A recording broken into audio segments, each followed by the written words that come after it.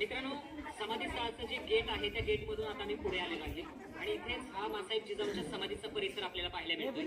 तर डागडुजीचं काम सध्या या ठिकाणी चालू आहे आणि समोर मासाहेब जिजाऊंचं समाधी स्थळ आहे, जिथे महाराष्ट्रातले अनेक शिवभक्त किंवा छत्रपतींवर श्रद्धा असणारे लोक येऊन नतमस्तक होतात, अशी पवित्र जागा तिथे आहे.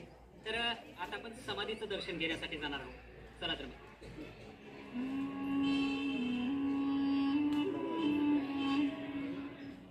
बुलढाणा जिल्ह्यातील सिंदखेडचे लखुजीराव जाधव आणि माळसाबाई यांच्या पोटी 12 जानेवारी 1598 रोजी जिजाऊ मासाहेबांचा जन्म झाला. 5 आसमानी आणि सुलतानी सत्तांचा पराभव करून महाराष्ट्राच्या क्षितिजावर स्वातंत्र्याचा आणि स्वराज्याचा भगवा फडकवण्याचं स्वप्न देखील मासाहेब जिजाऊंनी शिवरायांना दाखवलं.